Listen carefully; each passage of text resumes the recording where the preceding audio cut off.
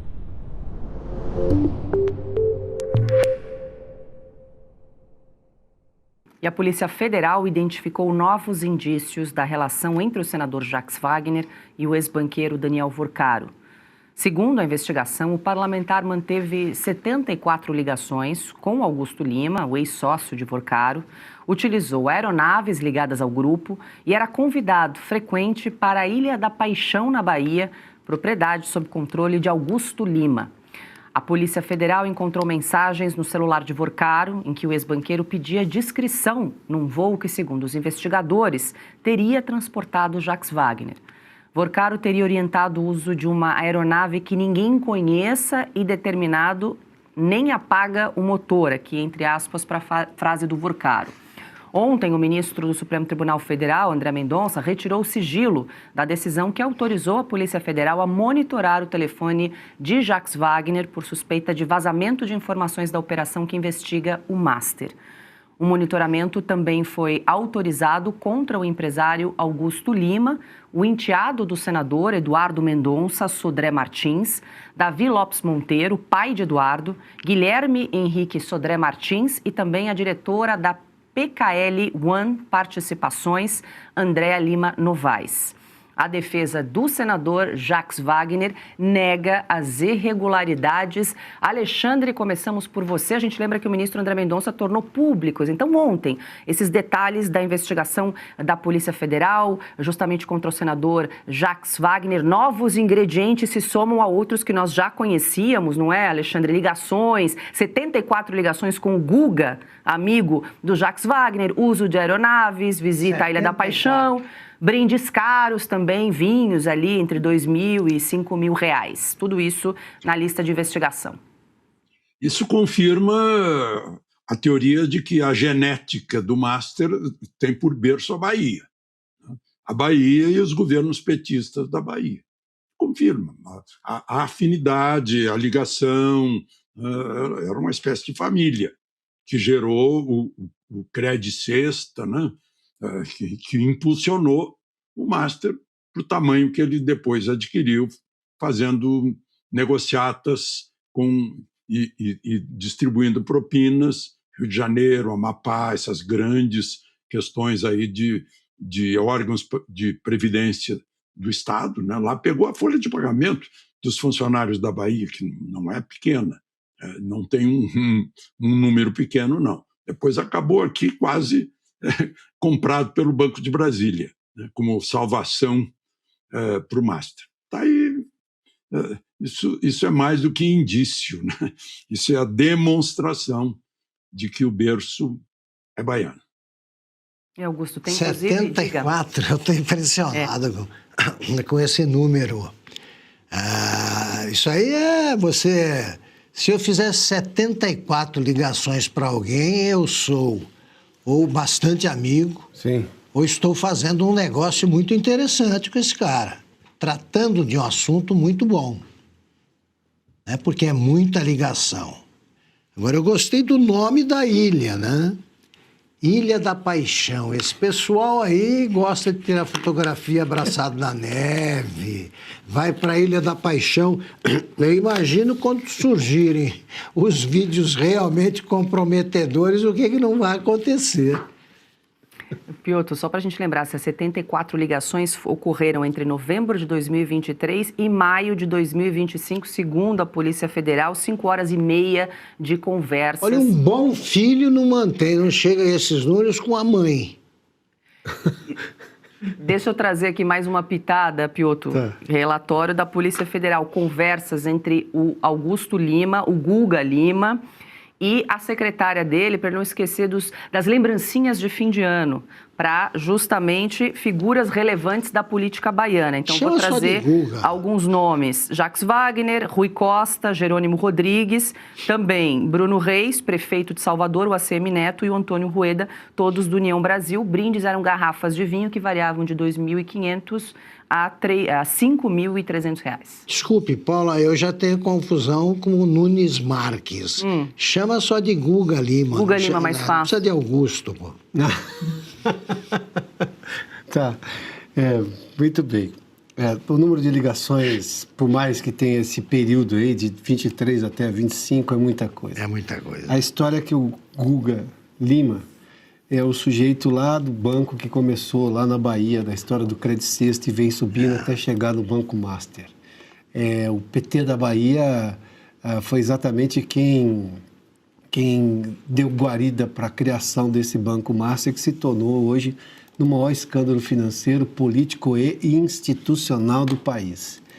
Não dá, não tem como explicar. O Jacques Wagner, vale só lembrar, uma pesquisa interna do PT, mas também outras que foram divulgadas são públicas. Eles queriam saber qual era o tamanho do dano que a imagem de ter exatamente o Jacques Wagner no escândalo do Banco Master poderia trazer à campanha de Lula. Lá atrás, isso batia muito pesado. Com o caso avançando agora, isso tende a mexer de novo na campanha. Daí esse desespero do PT, seja nas investigações do André Mendonça em relação ao Lulinha, seja nas investigações do gabinete do André Mendonça em relação ao próprio Banco Master, que está chegando bem próximo dos petistas. E é sempre bom a gente lembrar. O Vorcaro foi recebido fora da agenda, no gabinete do Lula, no Palácio do Planalto, em que o Lula deu um conselho para o Vorcaro, presidente da República, dar conselho para um banqueiro para não vender o banco dele para o BTG. E disse assim, calma aí que vai chegar um presidente do Banco Central que eu indiquei, que era justamente o Galípolo, que estava na reunião. Quem é que tem acesso ao presidente da República fora da agenda, ainda para ganhar um conselho com o presidente do Banco Central que iria assumir o cargo? Se não tiver um bom amigo, como, por exemplo, um ex-governador da Bahia, senador da República e amigo íntimo do presidente Lula, como é o caso do Jacques Wagner. E tem o Rui Costa também, outro governador. Nós estamos falando do PT da Bahia, o Banco Master é quase a mesma coisa. Tá tudo exposto. Infelizmente. E tomara venham mais fatos relacionados a isso. Mais sigilos, mais investigações, porque nós estamos no ano eleitoral. Essas informações precisam chegar para o eleitor agora, antes de outubro, porque tudo isso é importante para a eleição de outubro.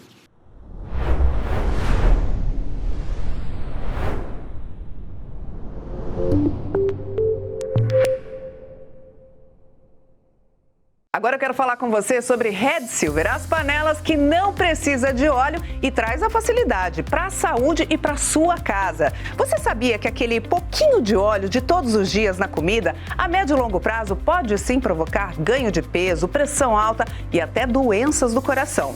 Mas com Red Silver você cozinha sem óleo e nada gruda. Dá uma olhadinha nas imagens. As panelas Red Silver são a solução para o seu dia a dia, porque fazem todo tipo de comida de uma forma mais saudável e sem usar nenhum tipo de óleo. Revestida com material antiaderente, ultra resistente que não gruda, promove um deslizar dos alimentos e não solta resíduos. São sofisticadas, leves, fortes e possuem um design elegante. A combinação perfeita para a sua cozinha. Acho que deu para você entender a qualidade da Red Silver, né? Então aproveite, porque hoje tem desconto especial de até 64%. Vou te contar todos os detalhes, mas antes eu quero te dizer que as nossas panelas têm alta tecnologia e vai em todos os tipos de fogões. No fogão a gás, para reter mais calor, te ajuda inclusive a economizar. Aí detalhe, se você quiser pode até colocar na máquina de lavar louça, viu? E a Red Silver é a única empresa no Brasil que ainda te oferece 30 dias de garantia. Você recebe, experimenta, não gostou? 100% do seu dinheiro de volta. E vamos embora pro preço, ó. Atenção, porque a gente começa com este primeiro kit, que é o nosso kit padrão. São 8 peças no total, panela mais tampa, por apenas 12 parcelinhas de R$ 62,25. Mas não para por aí não, ó. Você pode optar pelo kit família com R$10 a mais na parcela, ou seja, 12 de R$ 72,25 você agrega esta forma, que é maravilhosa e tem a mesma tecnologia, e mais a frigideira de 28 centímetros. Tudo isso no endereço que você determinar. E de presente o jogo de facas de aço inox revestimento Red Silver. Então aproveite! Através do QR Code você pode acessar também o nosso site redsilver.com.br/oeste ou ainda pelo nosso WhatsApp 11 97661 8704.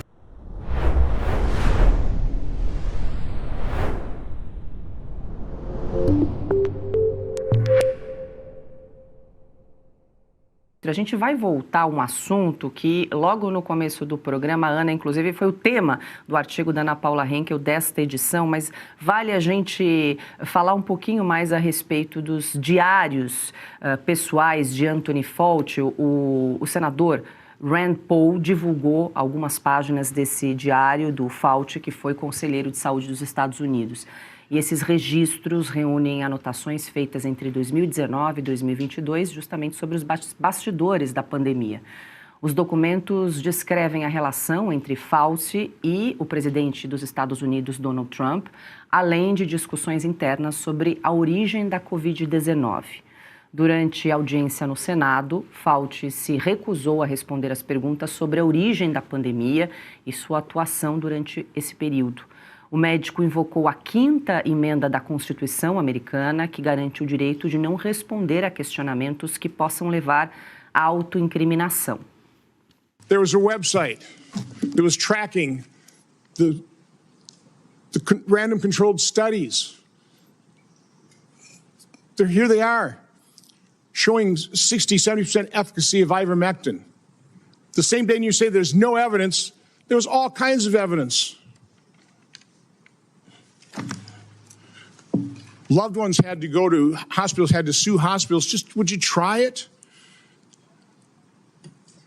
So I would want to know, to what extent were you involved in sabotaging hydroxychloroquine, ivermectin, and did you do that because you knew the only way you get an emergency use authorization for these drugs, these experimental gene therapy, was if there was no effective treatment, you couldn't get the emergency use authorization. So is that why you helped sabotage these cheap generic drugs in favor of remdesivir, which, by the way, nurses, are you aware of the fact that nurses called it run, death is near?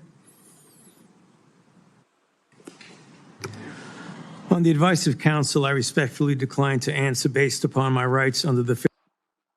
Bom, Ana, eu vou voltar com você. Tem vários desses vídeos, desses cortes do ex-conselheiro de saúde, Anthony Fauci, participando aí essa audiência, sendo questionado sobre diversos assuntos acerca da pandemia. Hoje, ainda mais cedo, a gente já conversou a respeito. Tinha muita gente também no chat pedindo para a gente tocar nesse assunto. Vocês, no De Leste a Oeste, logo mais terão a oportunidade de mergulhar com mais tempo nesse assunto, Ana, mas algo que me chamou a atenção no seu artigo era um fator que eu não lembrava, que o presidente americano Joe Biden concedeu um perdão presidencial preventivo a Anthony Fauci. Queria que você falasse sobre isso.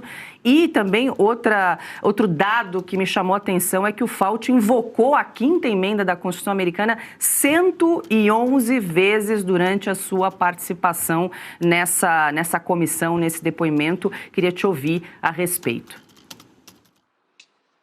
Paula, como você disse, é um assunto extenso, porque nós estamos falando de 2 anos praticamente, 2020, 2021, ainda entrando um pouco em 2022, de uma coordenação, de uma liderança absolutamente corrupta na saúde pública dos Estados Unidos e que foi replicada, né, as decisões foram replicadas pelo mundo.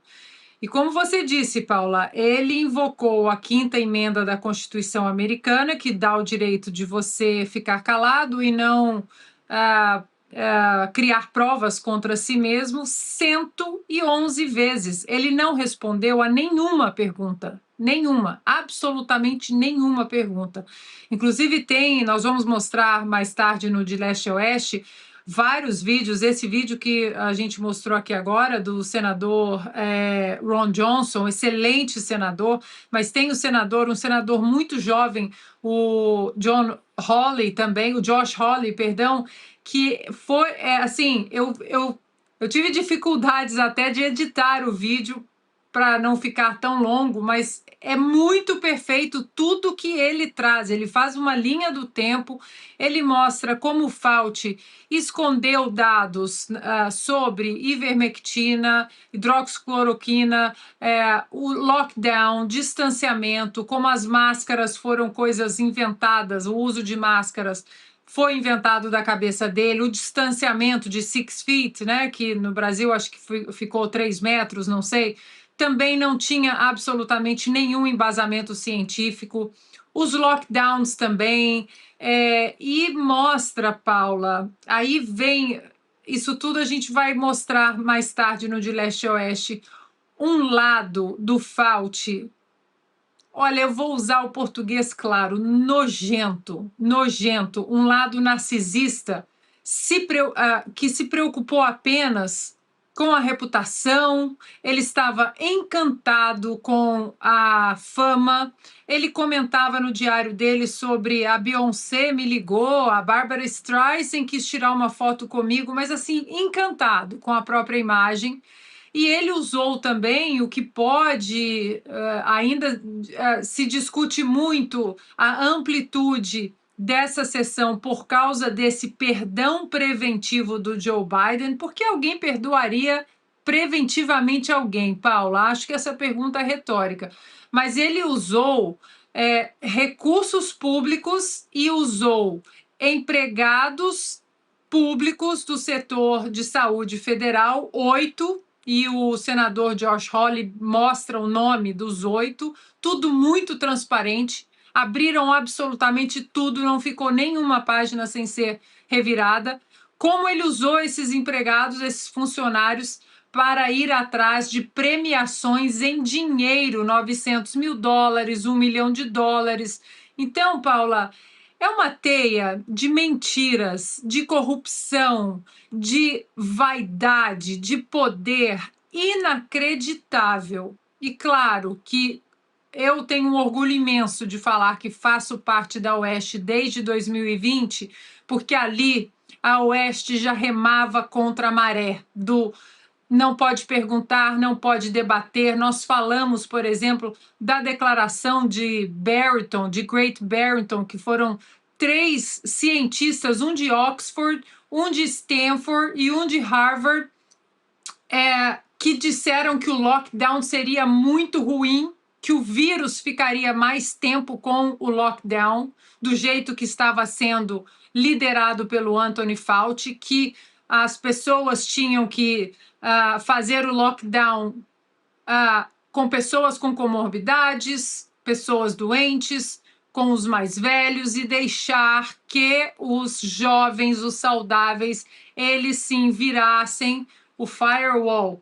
Até cientista foi cancelado, Paula. Jornalistas, todos nós fomos cancelados. E agora a verdade vem à tona, mas olha, é tanta coisa para a gente falar que até semana que vem nós já combinamos com os meninos, nós vamos voltar a esse assunto, porque isso, Paula, o que aconteceu essa semana não é o fim, é só o começo. Eu estava revisitando aqui algumas edições da Revista Oeste, edição 3. Nós estamos na edição 333. Na terceira edição, a gente já estava escrevendo sobre o tratamento precoce, né? Medicações como a hidroxicloroquina e ivermectina para o tratamento da Covid-19, e sofremos perseguições por conta disso. Eu queria rapidamente ouvir o Alexandre, porque eu sei que ele também tem uma história, não sei se ele pode compartilhar conosco, mas foi inclusive uma capa da Revista Oeste, o relato pelo qual o Alexandre também passou durante a pandemia, justamente sobre essa questão do tratamento precoce. Pois é, e você mencionou o tratamento precoce, também tratamento depois, pessoas que foram tratadas pela minha mulher, que é médica, que já estavam com 8 dias de diagnóstico e ninguém foi hospitalizado, não precisou, porque aquele protocolo servia perfeitamente para curar alguém com Covid facilmente, de modo barato, em 3 ou 4 dias. Quando havia maior gravidade, usavam-se outros... havia um avanço no protocolo. Eu fui contar isso na CNN e fui demitido no mesmo dia, porque era proibido. Agora eu pergunto, quando vai chegar ao Brasil a cobrança daquela CPI do circo, que demonizava o tratamento? Não pode tratar, deixa que morram. Quantos vocês mataram, eu pergunto? Quantos vocês mataram? Uma vergonha. Uma televisão que passa o domingo à noite todo mostrando uma nova erva da Amazônia que cura câncer, mas depois diz que não pode usar ivermectina, hidroxicloroquina, vitamina D e zinco para curar as pessoas que estavam com Covid sem precisar de entubar, nem ventilação, nem hospital, nem coisa nenhuma. Eu vi casos aqui de 8 dias, eu vi casos de pessoa na UTI que ser retirada da UTI depois de muito trabalho de fazer chegar lá o tratamento, que negavam. Esses são os negacionistas, mas são muito piores que puramente negacionistas, porque causaram milhares de mortes. É preciso que isso chegue aqui no Brasil, aos Fauci do Brasil. Exatamente. Muita gente comentando aqui no nosso chat, só para fazer um reforço logo mais em De Leste a Oeste. A Ana e o seu FBI vão tratar mais sobre esse assunto. Realmente tem muita coisa que dá para trabalhar, né, para debater a respeito desses diários que foram publicados aí do Antônio Fauci. Paulo, me permita rapidamente, o crime contra a ciência de cancelamento de cientistas que tinham trabalhado em outras epidemias, gente que tinha dado a vida e conhecimento naquele momento para salvar pessoas, médicos que estavam implementando tratamentos alternativos, e não eram nem alternativos, eram os que estavam funcionando, colocando a sua experiência de observação clínica. O médico observa clinicamente, ele percebe se está funcionando, ele começa a replicar aquilo em outros pacientes. Como o Alexandre citou aí no caso da própria esposa dele. Tem uma outra coisa que precisa ser investigada, e eu estou falando disso há bastante tempo, porque o Dr. Paulo Ozon é um ex-professor de medicina, da Escola de Medicina da Universidade Federal aqui em São Paulo, e ele diz assim, olha, hoje há uma complicação, e está se estudando isso, de doenças que se resolvia, por exemplo, infecções como sinusite, essas coisas, resolvia assim 4, 5, 6 dias com o uso, obviamente, de antibiótico, e elas são muito mais prolongadas hoje. Gripes que demoram muito mais para sarar. E aí a pergunta foi o vírus da Covid ou foi exatamente esses implementos das vacinas? Essas coisas precisam ser colocadas em investigação, claro. Já está sendo feita essa investigação. O Alexandre mencionou o uso de ivermectina. O uso da ivermectina está sendo feito por esses médicos que não se calaram para tratar agora esses sintomas pós-pandemia, que não se sabe, obviamente, e eles são muito mais cuidadosos, porque são cientistas e médicos de verdade. Eles não estão apontando o dedo, estão fazendo investigação científica. É por causa do vírus da Covid, que é um vírus desconhecido naquele momento, ou é por causa da influência das vacinas em toda essa capacidade genética que nós temos, na alteração genética que pode ter ocorrido. Agora, imagina a imprensa brasileira que lá pegava qualquer coisa que vinha do Dr. Fauci e colocava aquilo na manchete. Agora essa investigação não está aparecendo. Nós estamos falando aqui, a Ana escreveu um artigo, está na revista. Aí você vê a desonestidade intelectual. O crime foi contra a vida das pessoas. Meu Deus do céu, eu cobri algumas das epidemias como jornalista, essas mais recentes, obviamente, dos anos 2000, final dos 90 para cá. Nunca se cancelou um jornalista, um cientista, um médico que pensava diferente. Ia para o debate, eu sei porque eu fiz vários desses debates, de conduta assim ou daquele jeito, mas isso é próprio da medicina, da ciência. Neste caso da pandemia, era um negócio tão bem orquestrado, é uma coisa das profundezas ali, orquestrado para você calar um lado, para você financiar ou permitir que essas vacinas todas surgissem, só que isso custou vida de pessoas. Essas vidas não se devem ao uso de tratamentos alternativos ou por exemplo, com genéricos, como citou o senador americano. Genéricos que eu estou dizendo são esses medicamentos, ivermectina e hidroxicloroquina. Não, porque não se permitiu o debate. Isso é criminoso. Essas pessoas que calaram cientistas, gente séria, professores de medicina aqui no Brasil e no mundo inteiro, elas não vão responder por isso? E os jornalistas que impediram essas pessoas de falar, abriram mão do contraditório? Bom, e isso ajudou o STF a se transformar no grande irmão, né? Sim, boa. Foi o STF que administrou também, que julgou tudo que era certo ou errado na pandemia. Na pandemia, eles baixaram ordens equivalentes, inclusive, para municípios. E agiram como se a pesquisa científica não comportasse a divergência, a dúvida, é próprio dela. Sim, claro. Pesquisa científica é feita com dúvidas, divergências. Você não encontra o caminho imediatamente. Eles não permitiram qualquer discussão sobre isso. Olha, vai dar uma conversa boa hoje de leste a oeste, hein, Ana? Vai sim, Paula. E olha, tem uma outra fala do senador Josh Hawley que eu acho que é muito importante e vai exatamente, faz essa mesma ideia que o Piotr mencionou, porque ele diz o seguinte, que o mais grave, claro, o topo da lista foram as mortes americanas, né? Ele cita ele como representante do povo americano, mais de 1 milhão de americanos morreram, mas ele fala depois que o que aconteceu, o de gravíssimo, não foram apenas as mortes, mas a morte da confiança da nação americana na ciência. Hoje, tudo agora é questão de desconfiança. Isso é muito grave. E, Paula, eu moro aqui num país que a gente sempre fala do federalismo americano, dos 50 estados. Dentro da pandemia, nós tínhamos estados como a Flórida, como o Texas, que eram comandados por republicanos, que tinham autonomia de ignorar essas diretrizes tirânicas do Anthony Fauci, e os números, depois de alguns meses, os números, estatísticas provavam que aquelas diretrizes do Fauci estavam erradas. Aqui na Califórnia, nós ficamos 1 ano e 1 mês totalmente trancados, sem escola, sem comércio, sem nada. E os números foram piores do que na Flórida, que não fez esse lockdown de fechar tudo, apenas o lockdown das pessoas com comorbidade.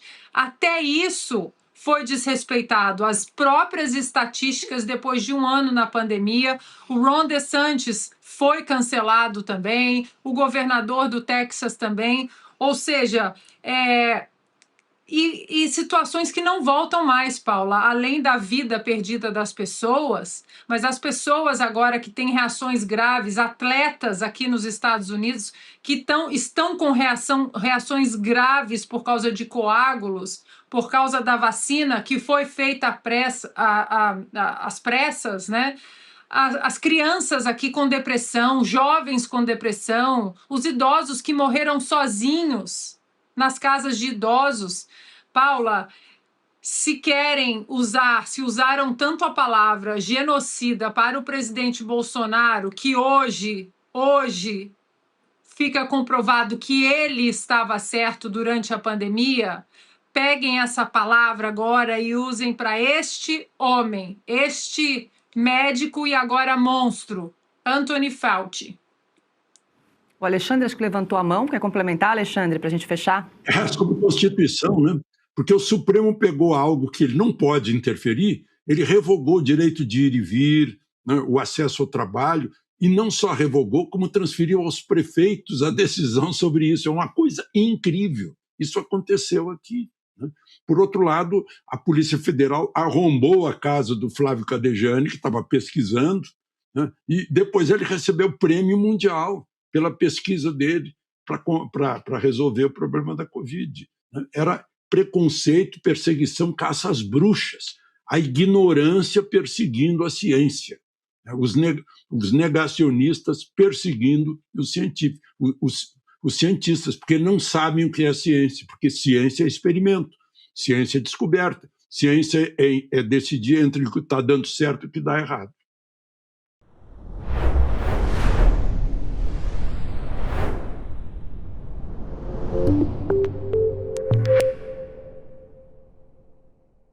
Agora eu quero falar com você sobre Red Silver, as panelas que não precisa de óleo e traz a facilidade para a saúde e para a sua casa. Você sabia que aquele pouquinho de óleo de todos os dias na comida, a médio e longo prazo, pode sim provocar ganho de peso, pressão alta e até doenças do coração?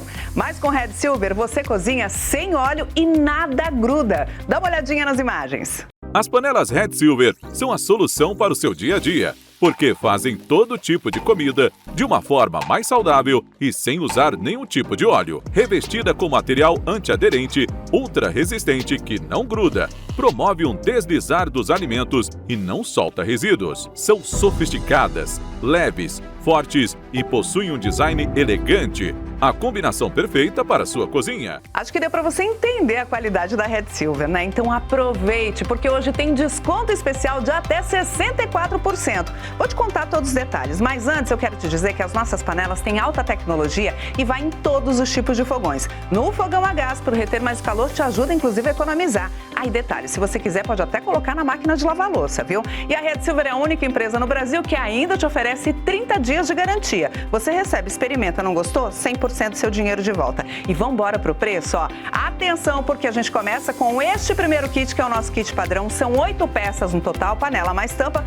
por apenas 12 parcelinhas de R$ 62,25. Mas não para por aí não, ó. Você pode optar pelo kit família com R$ 10 a mais mais na parcela, ou seja, 12 de 70 e 2,25 você agrega esta forma, que é maravilhosa e tem a mesma tecnologia, e mais a frigideira de 28 centímetros. Tudo isso no endereço que você determinar. E de presente o jogo de facas de aço inox revestimento Red Silver. Então aproveite. Através do QR Code você pode acessar também o nosso site redsilver.com.br/oeste ou ainda pelo nosso WhatsApp 11 97661 8704.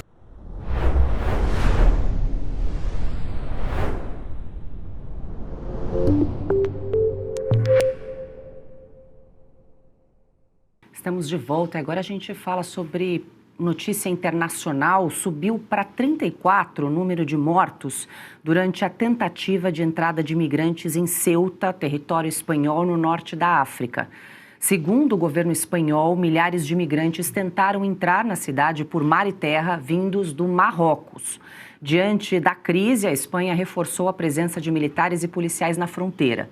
O primeiro-ministro Pedro Sánchez visita Ceuta nesta sexta-feira para acompanhar a situação.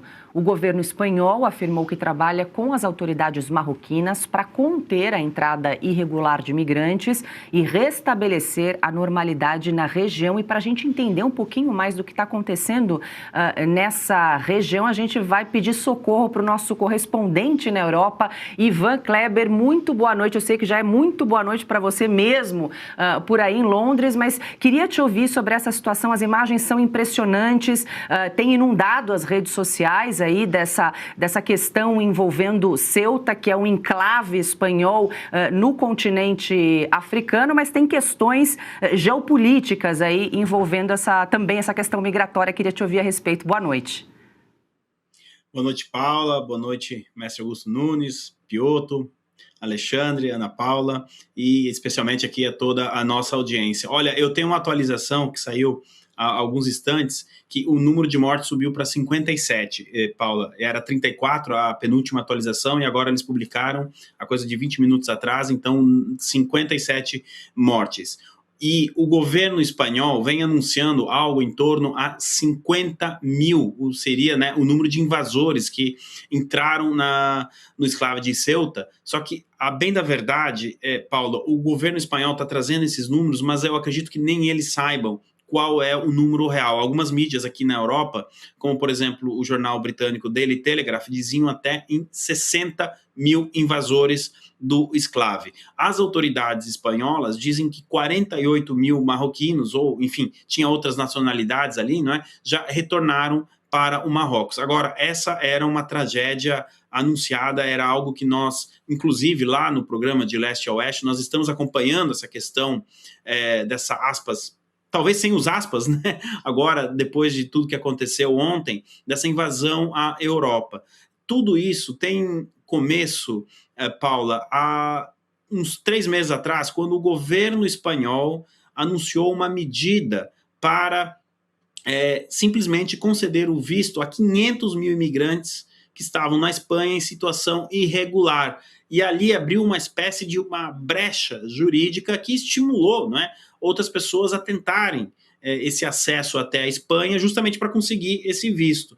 E a coisa de 30 dias atrás, a Suprema Corte Espanhola, ela também ali, né, talvez interferindo como outras Supremas Cortes aí mundo afora, não é, decidiu que no caso de uma pessoa tentar a travessia do Marrocos em direção à Espanha, ao enclave, ou também ao território europeu, né, da Espanha, digamos assim, a guarda costeira ela precisa, pelas leis marítimas, salvar essa pessoa. E a partir do momento, então, que a guarda costeira espanhola salva essa pessoa já tem o direito de aguardar ali o julgamento, se ela vai conseguir ou não a permanência dela na Espanha, já em solo espanhol, o que estimulou muitas pessoas também a tentarem essa travessia por mar, justamente tentando aí usufruir desse benefício que a Suprema Corte estabeleceu. Os motivos por trás dessa invasão são, assim, ainda desconhecidos, Paula. Uma versão que está correndo hoje é de que o governo marroquino ele estimulou isso em um ato de vingança ao governo espanhol que se aproximou da Argélia para um contrato ali envolvendo gás, que justamente é rival do Marrocos. Inclusive, algumas agências de inteligência britânicas acreditam que tenha sido esse, digamos assim, o estopim do que levou a essa invasão, não é? Mas como a gente vem acompanhando, essa lei que o governo espanhol está tentando aprovar, essa questão do Marrocos, enfim, era uma tragédia anunciada. Nós estamos com uma situação muito grave aqui na Europa, muito preocupante. Nós, aqui no Reino Unido, a gente tem também uma questão de que a França muitas vezes fecha o olho e alguns imigrantes entram em barcos, em botes e tentam atravessar o Canal da Mancha. Essa semana a gente teve também uma denúncia de que algumas autoridades francesas estavam fechando o olho para isso.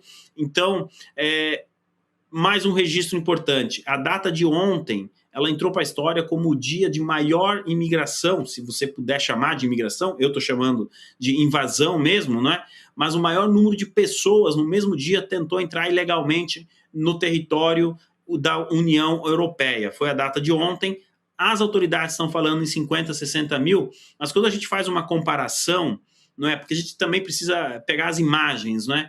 E eu vi um estudo que compara a saída de um estádio de futebol com as imagens que a gente recebeu ontem. Olha, eu acredito que esse número passe de 60 mil, viu, Paula?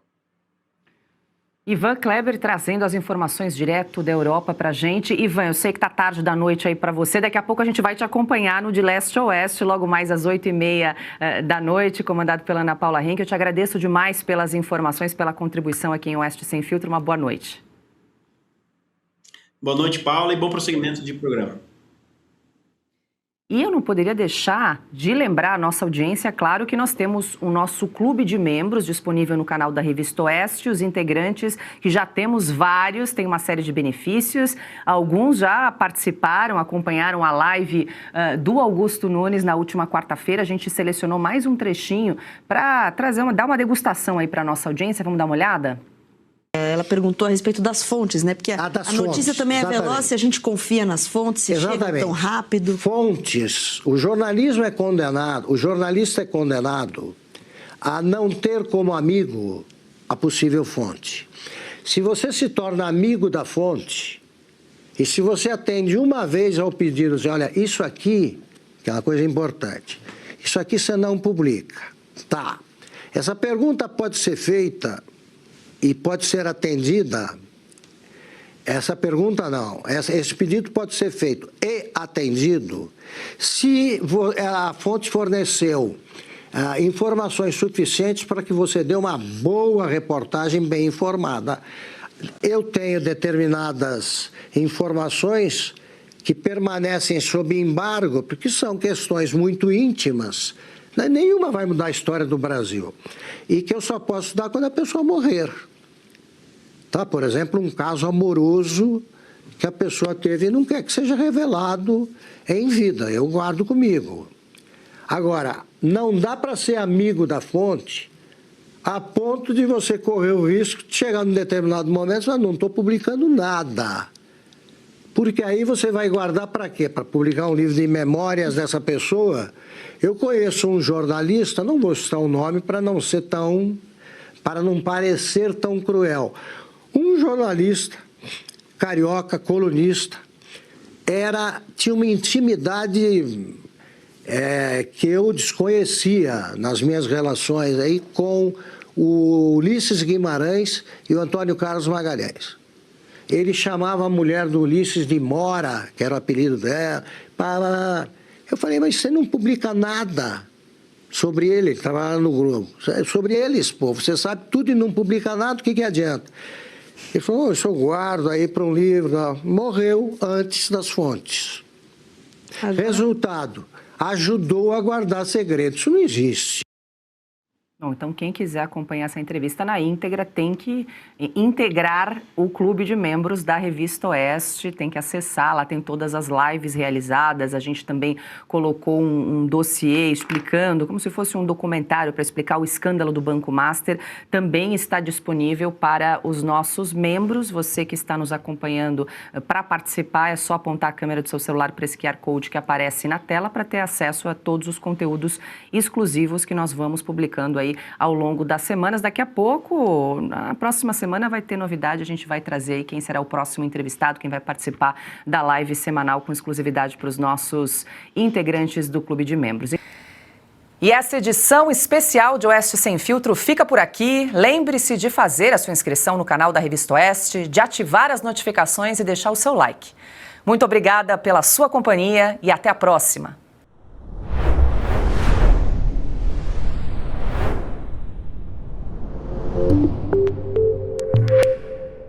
Oeste não pretende ser imparcial, porque a realidade não é imparcial. Tem um lado, e é deste lado que estaremos.